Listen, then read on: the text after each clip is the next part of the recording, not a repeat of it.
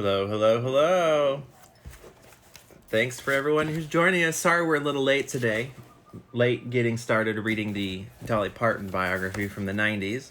I had to take, if you saw our Instagram story earlier, we were on a walk with our daughter. So, Mary, I know I need some hair gel. I'm limited to 3 wigs. Each wig gets a different kind of updo. This one is a really messy side pony. I guess I'm going to need to get some hair help as soon as Willow gets a little older, because we're going to have to figure this out. For those of you who don't know, Willow is our daughter. She's almost 2. But if you are joining us for the first time, this is our curious story time. We will be reading Dolly Parton, or we are reading Dolly Parton's 1994 biography called My Life and Other Unfinished Business. We have been 5 chapters in. We read it every other day. And, Mary's got a wig for me. So, Mary, you are trying to get close. It's all about social distancing. You've got to stop. Just kidding. Mary, you're great. Throw it in the driveway. I'll drive by and pick it up with a stick. And then disinfect it. Just kidding. Okay, so, last chapter. I just spilled coffee. But that's okay. We're just going to let it happen. Okay, this is live. We're here. I'm awake now for sure. Woo! I saved the book. We are safe. Okay, Katie, I posted a story a few minutes ago. We had to go on a walk with Willow to get her out of the house. Yesterday, she got a little stir crazy, so we are now taking her on a walk, and we were running a little late. So I was supposed to start a half an hour ago, but we were on a walk with Willow, and we're starting at a half hour late. So I'm sorry about that. I'm sorry. But here we go. I'm not going to delay because I don't want people to, if they've been putting things off and, but the way it goes, just listen, just put me down. You don't even have to watch. Things don't happen. It's just all about listening. We're going to read chapter 6. Oh, here's Willow and Bryce. They're I'd like to put down that hair. You and Mary both. That reminds me of a joke. Oh, yeah. Why did the Scarecrow win an award? Because he was outstanding in his field. That's another feature we're offering. Oh, come here, little lady. We are doing Curious Joke Hotline. You can call either Bryce or I's cell phone directly and get a joke every day. That was one of his from a few days ago. So Bryce loves it when you call him. He loves telling jokes. But okay, here we go. Chapter 6. Oh, chapter 5. Let's do a recap. Chapter 5 was all about Dolly Parton finding religion and sex in religion of sorts. She found God in a rusty old creepy church. What was I going to say? Oh, she found God in an old, terrible church where it had condoms and fights would happen and just run down. But she found God that way. And then, she got baptized at the end, and all the little boys and all the adult boys were excited about her getting baptized because she was wearing white, and it was a white t-shirt when she got wet. That's all I'll say at that. So, here we go, chapter 6. Oh, if you can't stay, you can always check us out later. This post will be up for 24 hours, and you can catch up on the story. So, here we go. I see we are ready for this. Okay. I will do my best to interact with anyone that is speaking anything. Bryce, would you grab a towel? I spilled coffee. Bryce spilled coffee this morning, and now I'm spilling coffee this morning. Here we go. Music, I suppose, chapter 6. Music, I suppose, will be a thing that sustains me. Oh, hold on, I'm going to clean this coffee up really quick. You can tell this is all done live. I could never be a news anchor. Well, they wouldn't hire me because I had terrible hair anyways. Oh, gosh. Oh, gosh. Oh, gosh. Hold on. Oh, gosh, it went everywhere. Okay, I got it. Okay, here we go. We are ready to read. Okay.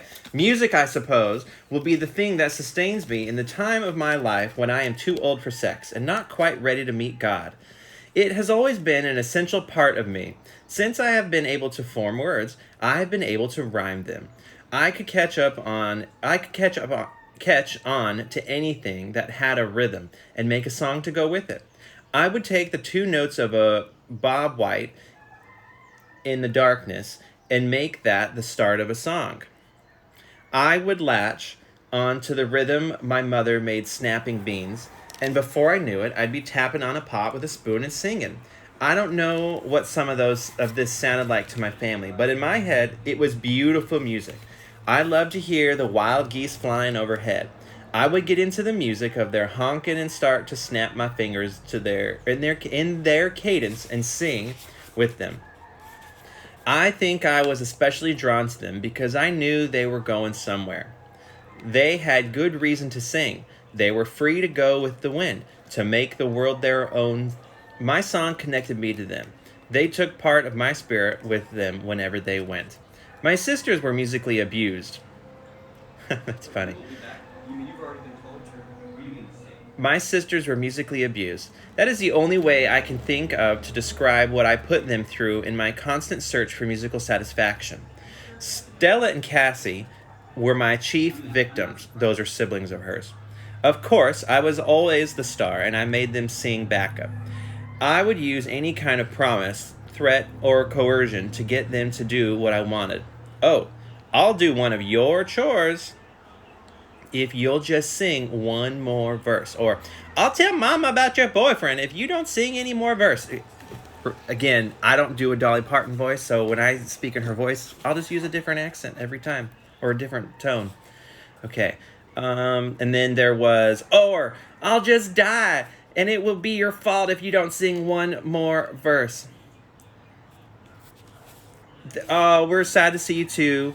You'll come back and see it. We'll make sure it's posted. See you next time. Have a good Wednesday. There was one period of time when I just knew I had hit upon a surefire formula for instant stardom.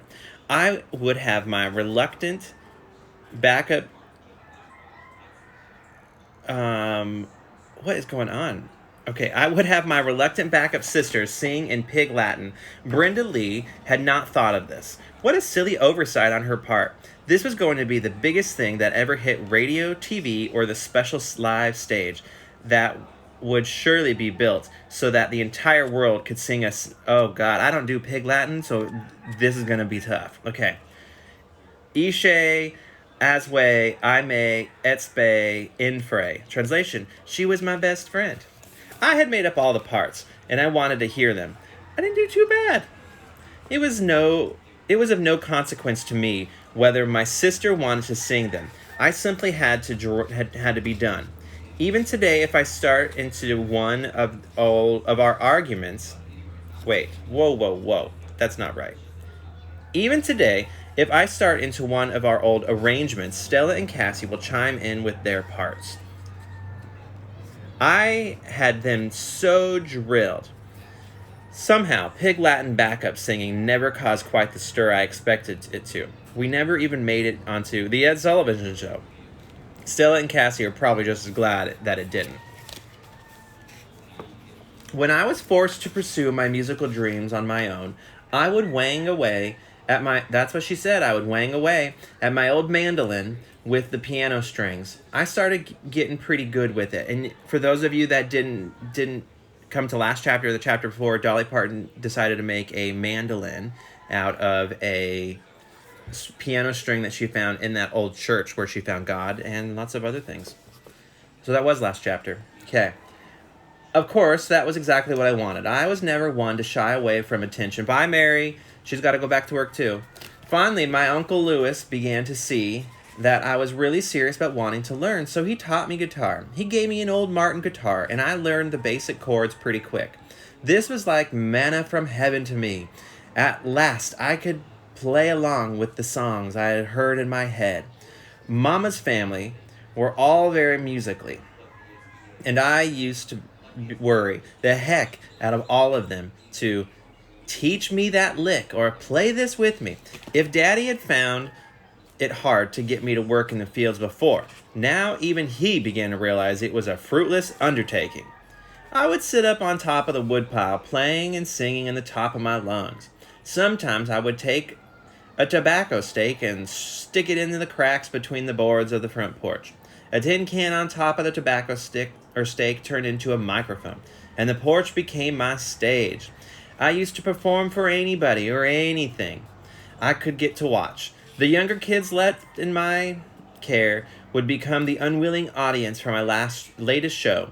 A 2-year-old's attention span is not very long, and I know that for sure. Willow, too. Got to keep her girl busy. So there I would be in the middle of my act, thinking I was really something, and my audience would start crawling away. I was so desperate to perform that on more than one occasion I sang for the chickens and the pigs and the ducks. They didn't applaud much. But with the aid of the little corn, they could be counted on to hang around for a while. Some of the others would sometimes take part in my shows, but it seems like they always complained about my hogging the tin can. Stella would usually be the Deane, or come be the comedian. Change the page and the word is split. I had to figure that one out. Stella would usually be the comedian, and then Denver would come on and preach. Of course, I was the star. There were times when I got to perform for real people who actually wanted to hear me. Several of us Parton girls had a sort of a singing group that would perform at different churches around the area. By this time, we had a car, and Daddy would drive us to the various churches on Sunday evenings or for Wednesday night prayer meetings. In keeping with tradition, Daddy wouldn't actually attend the church service. It was his custom to sit in the car or under the trees if it was hot, and have a drink or two while the preaching went on. He used to like to stand and look in the window or in the front doors of the church while we girls were singing. Whether he admitted it or not, he was pretty proud of us. I'll never forget this one night when Daddy had taken us out to a little church up on a high ridge. There was no kind of instrumentation, and the hymns were all sung a cappella. During the preaching, there was a little more shouting from the congregation than usual. When it came time for us to sing, we were introduced by the preacher, a wiry little man with a kind of fiery look in his eyes. We stepped to the front and took our places on the old wood plank platform to one side of the pulpit. Softly, I sung a note to get us started because it was decided I could come closest to hitting a key that we could all sing in. We began our songs, just as we planned. I was aware that the pastor was on the stage behind us, but I didn't think anything of it. After a while, I could see Stella nudge me in the ribs, trying not to be noticed. I looked at her, and she motioned with her head slightly back toward where the preacher was standing. He seemed to be totally wrapped up in the spirit, nearly in a trance. I didn't think too much of it until I spotted a familiar sight. The back markings of a snake. Oh, God. The back markings of a snake, a cottonmouth moccasin. Oh, God, oh, God. I had seen them in the woods, usually scurrying across the path towards cover. They were afraid of me, and I was afraid of them. And up to now, we had always managed to keep our distance from each other. Here, apparently, they were a part of the worship service. Oh, God, this chapter! I could see now, out of my peripheral vision, that the preacher had a full-grown cottonmouth by the back of the head and was twisting and coiling all around his forearm. Some members of the congregation were reaching out, as if they wanted to touch it. The preacher was getting more and more worked up, and he reached into a wooden crate by the pulpit and took out 2 more snakes. Oh my God, this is my worst nightmare. Oh God. This time he seemed to be holding them much more carelessly. He lifted them near his face as if daring them to strike. Oh God, why do people do this? We sisters just keep on singing, unconsciously moving away from the snakes until we were near the front of the platform. Oh God, for those of you that are just joining us as we're reading Dolly Parton, My Life and Other Unfinished Business, she's starting her singing career with her sisters in churches, and they're at a church where the preacher is holding up snakes. It's a snake church. Oh God, okay. And he's been holding up 3 now. He's got 3 if my math is right. Oh my God, oh my God. We sisters just kept on singing, unconsciously moving away from the snakes until we were very near the front of the platform. Just then I noticed something that struck a note of fear in my heart, much greater than inspired by the snakes. My father had stepped into the back of the church to hear his little girl sing. Whatever he had been drinking didn't impair his ability to see exactly what the preacher had in his hands. Just at that moment, the man and his snakes took a step toward the congregation, thus toward us. Daddy had seen enough. He charged down the aisle like a wild boar through a thicket. "You get them goddamn snakes away from my kids!" Daddy bellowed with a force in his voice I had never heard before. It was amazing how quickly the preacher broke his trance and paid heed. He had heard the voice of a higher power. In this case, a really pissed off redneck. Daddy swooped us up and out the front door before we had time to think about what was happening. We didn't even stop singing until we were almost down the steps into the churchyard. We were glad to be out of there, and I, at least, was proud that Daddy had come to our rescue. But Daddy, obviously, felt terrible about it. On the way home in the car, he got to feeling especially bad. "God damn, I can't believe I said God damn in church," he muttered to himself. "Oh, God damn, I can't believe I said God damn in church," he muttered to himself. He finally got so upset he had to stop the car and get out in the woods, and in his way, ask God for forgiveness. I couldn't help but thinking how badly Mama had always wanted Daddy to talk down the church aisles, or to walk down the church aisles, and declare himself. Now he had certainly done that, although not, I'm sure, in the way Mama had in mind. There was many different beliefs in the world. There are those who believe that their faith will keep poisonous snakes from biting them, and others who believe in protecting their children from danger no matter what. There are also those who believe that on this occasion their father did the right thing. Those who are joining us, Dolly, My Life, and Other Unfinished Business, the biography we are reading this time. We are in chapter 6. More about Dolly singing and religion. Okay. And now on to sex. That other great drive in my life. God, I thought we covered religion and sex in the last chapter, but it just continues to keep on giving. Okay. And now on to sex. That other great drive in my life that I'm dealing with in third position. Even though there have been many times in my life when it was wrangled its way without too much resistance into the first place. I've always been aware of sex. On a farm, it is hard not to be. There were always animals who were more than willing to do their part for sex education. A kid is naturally curious when one animal gets on top of another one and begins humping. But with older brothers and sisters around, these acts are likely to be explained in no uncertain terms to a child at a very early age. I didn't mind the explanation because I was dying to know everything that I could. Some of us were more than curious about sex and farm animals. Once we had a calf whose mother was unable to nurse it. Daddy had fashioned a bucket with a large nipple on it to hand feed the calf with. The story goes that one of my brothers, I don't know which one, or even if the story is true for that matter, figured out that it wouldn't be too difficult to substitute himself for the nipple. Oh my God, this book is delivering. It is good, good, good. Okay. One time my father walked in on this particular act of animal husbandry. Damn, Daddy, the boy said without blinking an eye. Are you just going to stand there and let this thing eat me up? If you've ever been hunting or camping or just gone for an extended walk in the woods, you are probably familiar with that special kind of horniness that can overcome a person in such a setting. Dolly Parton sure is loving talking about sex in this chapter. There's something primal about it. Something that goes back to a time when we were climbing all over the trees like monkeys, climbing all over each other anytime we felt like it. If you know that feeling at all, you can understand a little bit about how it was to be a bunch of kids going through puberty and living in the woods. Maybe it's not quite right to say we were going through puberty. Might be more accurate to say we were going through, it was going through us like Sherman's army through Georgia. For those of you that are listening and don't know Sherman's march through Georgia, it is a pretty intense march that happened in the state of Georgia. I want to say during the Civil War. You should look into it. It's pretty remarkable. I lived in Georgia for a short while. I got a chance to go to some of those Civil War fields. Anyways, back to the book. Okay, again, the book, Dolly, My Life, and Other Unfinished Business. From the time I knew sex existed, I wanted to know everything there was to know about it, and I wasn't shy about asking. We had aunts, uncles, cousins, and friends who were a few years older and had been out in the world a little bit. They would tell us anything we wanted to know.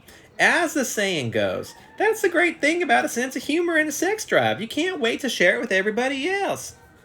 I was always very open-minded about sex, and I'm glad that I still am. I have always loved sex. I've never had a bad experience with it. God, if there's any small children listening, I'm sorry, but I'm not taking responsibility. This is learning from Dolly. Think of this as homeschool, but homeschool with Dolly Parton and sex ed. You might be able to get your teacher to sign off on that one for your students, your children. Okay, here we go. I'm going back. I've never had a bad experience with it. I'm a very emotional person, and to me it's another way of a very intimate and wonderful way of showing emotion. It was never dirty to me. After all, God gave us the equipment and the opportunity. That's the old saying. If God had meant for us to fly, he'd given us wings. Well, look at what he did give us. People often ask me how my mama and daddy did it in the house with so many kids. I don't really know, but the evidence speaks for itself. They did it. If you recall, Dolly Parton lived in a very tiny, like, shack situation in the middle of the woods, the Smoky Mountains.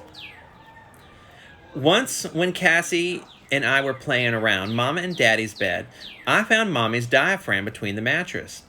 I had no idea what it was. I knew what rubbers were, and I thought surely it must be one. I thought my daddy must have a really short, big, round, fat one. It was it was a most unsettling mental image. Now that I know what it was, I can't imagine what Mama did with it unless she drank coffee out of it. Oh my God. Lord knows she didn't use it for what its intended purpose is. Oh my God. She's terrible. Okay, I don't know if the following story comes under the heading of sex or not. It is not like it is a little kinky and quirky, and to this day, I'm not quite sure of the underlying reasons for what happened. One of the first people to appreciate my singing was my sister Willa Dean. She used to tell me that I sounded better than Brenda Lee, and of course to me this was like throwing biscuits to a yard dog. Willa Dean got married at 16 to Arthur Blalock Jr. There's a southern custom of calling boys who are juniors, Junie or June, so everybody called him June Blalock. Okay, so in this chapter of Dolly, My Life and Other Unfinished Business, I remember when I read this book back in the early 2000s, it cracked me up. It is very, very funny. So here we go. Oh, those of you that are joining, we've got some new viewers. We're reading Dolly Parton's biography from the 90s. Dolly, My Life and Other Unfinished Business. I wear a new wig do every day. I only limited on wigs, so this is a side pony and a very messy wig with a giant porcupine thing. So here we go. We're talking about sex with Dolly Parton in chapter 6. Here we go. So, while he was dating Willa Dean, before they got married, he would come to our house to pick her up, and she used to love to have me sing for him. The old abandoned chapel was at the foot of the hill our church sat on, and June would usually park his car down there and walk up to the house. Willa Dean always wanted me to be singing in the old chapel when June drove up because it echoed and sounded really pretty. I was flattered that she was proud of my singing and wanted somebody she cared about to hear it. That is why I have difficulty explaining what happened one evening. There was a swing on the hill above the road up to our house, and if you got a good push-off from the bank, you could swing out over the road. Well, June was coming for Willa Dean, and she had sent me down to the chapel to sing for him as usual. For some reason, I got halfway down the hill and took a detour up the bank to the old swing. Something possessed me to take my panties off and start swinging out over the road. You know where this is going. God, it kills me every time. When June came up the hill, I pulled my dress up and swung right out so that my butt was right in his face. Then I sang on the top of my lungs, on top of old Smoky Mountain, all covered with grass. Look here, Junie Blaylock, at my naked ass. He was embarrassed, and of course Willa Dean was mortified. She snatched him into the house and banged the screen door behind them. Of course, I did what any young lady in my position would have done. I modulated up one key and sang it all over again. To this day, I don't know exactly what prompted my performance on the swing. I could be feisty and I kind of crazy. Maybe I was jealous that my sister had a boyfriend. Maybe I had gotten all the attention I could from him with my singing and simply moved on to the next level. I don't know, but I do know that there are many who would say, and rightfully so, that I have been showing my ass ever since. There's something about growing up in such limiting surroundings that will make you do crazy things. Maybe it has more to do with growing up in the surroundings. My brothers would fight. It didn't really matter what the fight was about. Once it began, it became a matter of one's manhood having been challenged, and no satisfaction was possible until somebody was bloody or at least had welts raised somewhere above the neck. David and Denver were big boys, and my mother couldn't handle them when they got into a real knockdown drag-out. If they were outside, this was not a big problem. Mama and the rest of us would just kind of go along ahead of them as they tossed and tumbled through the yard, picking up sharp implements that they might fall on, or worse yet, use as a weapon. Once, though, they got to fighting in the living room and seemed as if they would lay waste to the entire house. Daddy would have nipped this in the bud, but all Mama could do was cry and scream and pray all at the same time. Lord, don't let these boys break my chairs. Boys, in the name of God, don't hurt each other. As if by divine intervention, the thing that ended the fight was relatively harmless. One brother knocked the other brother into the stovepipe on the old burning heater. God, that must have hurt. It was in the springtime, so the heater wasn't in use, but the black cloud of soot, we pronounced it soot, soot, soot, that spewed from the old stovepipe got the boys' attention. Before long, they were laughing rather than fighting, each at the sight of the other completely blackened. The whole living room was blackened as well, but Mama, so glad the damage hadn't been worse, couldn't help but laugh herself. We all cleaned up as well as we could and went to the school that day. It wasn't until later, when we saw one another in the light of midday at recess, that we realized our nostrils were all perfect little black round holes. There was also soot under our fingernails and forming inky borders that looked like hairnets around our foreheads. The evidence both of our bodies and in the living room made the fight impossible to keep from Daddy when he got home. If the original intention of the boys had been to inflict pain on each other, that was accomplished. I suppose it was good that my brothers fought each other. As it turned out, they would need the practice for a much less forgiving enemy. There was a family of kids that went to the same school we did, who for some reason began picking on the Partons. At first, it was just the usual scraps that a kid might ordinarily get into after school, but it got more and more serious. It got to where every day they would be waiting for us at the path home to beat us up. Some of them were really big kids, adults really, who had been kept back in school several years. David and Denver were tough, but they just couldn't stand up to a bunch with much and bigger boys. Wait, let me read that again. David and Denver were tough, but they just couldn't stand up to a bunch with more and bigger boys. Got it. I had to read that. I didn't read it right. Okay, so I had always had fights with my brothers and sisters, but this was different. As heated as fights with Denver could sometimes get, I was just showing you what book we were reading for those of you that are joining us right now. Dolly Parton, My Life and Other Unfinished Business, Biography from the 90's. She's talking about fighting now. As heated as fights with Denver could sometimes get, I always know deep down that he was my brother and he loved me and would never really hurt me. With these people, I didn't know that. In fact, the most frightening part of all was that I knew the opposite of that. They hated us, and they really wanted to hurt us. We would come home beaten up every day. We stayed sore and bruised all the time. Daddy cut a new path for us to use going to school, and that worked for a day or so. But our tormentors found it, and soon they were waiting by the new path every day to beat us nearly senseless. Finally, Daddy had enough. He and David and Denver walked down to the other family's place. Daddy's intent was to talk to the parents of the other kids and see if they could do anything about what had been happening. He did make it clear, though, that he meant for it to stop. The other family was actually several families living in one house under deplorable conditions. It was hard to tell whose kids were whose, probably even for them. It was understandable that they could feel anger, but I have never understood why they chose to take it out on another poor family, not much better off than they were. It must be akin to that anger that makes people in a riot burn their own neighborhoods. I don't know why they had originally taken such a dislike to my family. Maybe one of the boys had his sexual advances spurned by one of our girls, but the feelings obviously run very deep. They attacked Daddy and the boys. Daddy was a big man who could hold his own against great odds, but even he was not prepared to be set up on by a gang of 4 or a gang of 5 or 6, including at least one woman. Another bunch had cornered David and Denver and were beating them badly. Daddy says he got to the point where he was fearful for his life and the lives of his sons. He fought back mightily. He hurt 2 or 3 of them enough to take them out of the fight, including a woman who Daddy says was trying to beat him with something that looked like a handle of a hoe. A hoe is the thing you use to garden with, just in case for any of those urban listeners don't know about. Okay. Even at that, he had not intentionally hurt the woman, but in trying to defend himself, he had broken her nose and incidentally one of his own fingers, which is still crooked to this day. Daddy managed to break free enough to get the boys out of the spot they were in.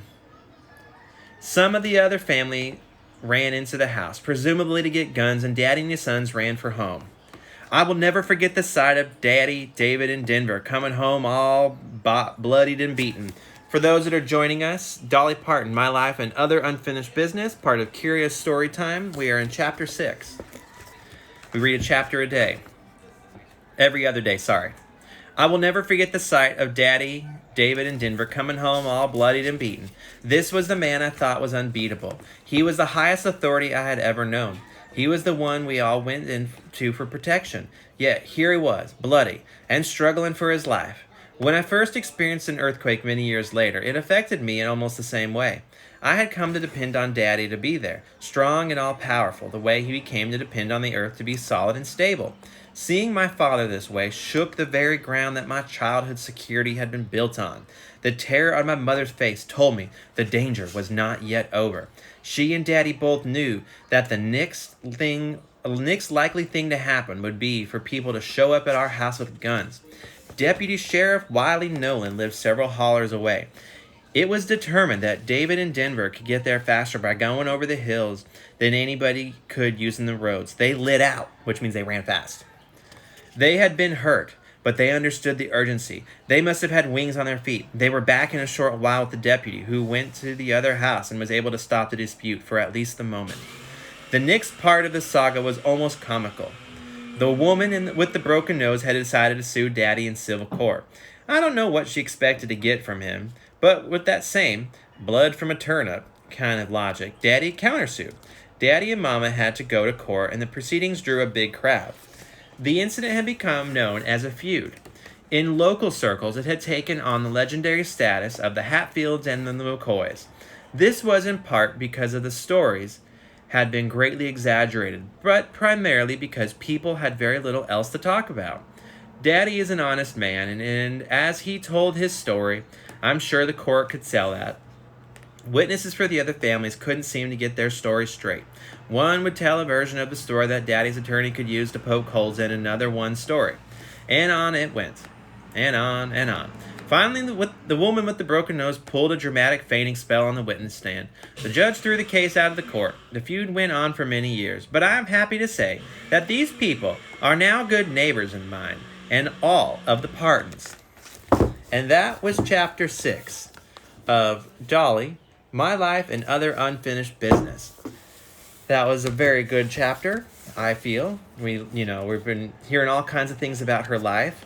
And one thing, on a side note, as I was flipping pages, because some of these older novels have pictures in the middle of it, I found a picture from early years that were spent in a one-room schoolhouse. So this was from chapters ago when Dolly Parton would say that they were in a school with one room. So that's what that might look like. And then last chapter, she talked about being baptized. And although this is not her, this is a familiar type of experience for a child. I can't tell if I'm showing it right. So that right there is what it would have looked like when she was getting baptized. Let's see if we have anything else that we could show that lead up to it. Oh, chapter 1, we talked about Aunt Martha. That's her right there. That was one of her favorite people. And, we had a very sad story a few chapters ago about her brother Larry who died. Well, they, back in the day, and I think it's becoming a trend again, you would prop up photos and take pictures of children or people who have died, especially infants, especially at birth. And this is her brother Larry. I won't hold on to it too much, but that was one that Dolly was very close to. And I think that's all the pictures I can show you at this time. I don't want to get us too far ahead by showing you too many pictures, but that's it. That is Chapter 6. We had some violence, we had some sex, we had some singing, and we had some religion. It sounds like Dolly Parton sure is growing up. So, this will be posted all day long for 24 hours on our live feed, and I'm still having trouble getting these uploaded onto YouTube, but I'm saving them all, and I'm hoping to get them up. I don't know what's going on. I don't know if it's our internet here on the island or whatever, but I will have them so you can send them out and catch people up. So, join us. Today's Wednesday, so join us Friday 10 a.m. Hawaii time, 1 p.m. Pacific, 4 p.m. East Coast. The rest of the time zones, you figure it out. I can't do that for you. We will continue the story of Dolly, my life, and other unfinished business. Oh, we have someone who wants to come and say, see you later. Until next time. Did you tell everyone about tomorrow? Oh, and we have a special treat for you tomorrow. It's not about me. It's about Bryce. Tomorrow at noon Hawaii time, so that would be 3 o'clock in California, 6 o'clock in North East Coast. Carolina, Oh, East yeah. Coast. At noon tomorrow, Hawaii time, I'm going to put together a coffee table. It's for our friend Jackie, and it's going to be like a 2 by 5 feet coffee table. We're going to have some wood pre-cut. We're going to put it together, paint it, and then the next show will be on putting a finish on it. He's doing a tutorial, so if you'd like to see how Bryce builds his coffee tables that we sell in both of our shops, check in tomorrow at noon, Hawaii, 3 p.m. Pacific, 6 p.m. Eastern. Talk soon. Aloha. See ya! Coffee.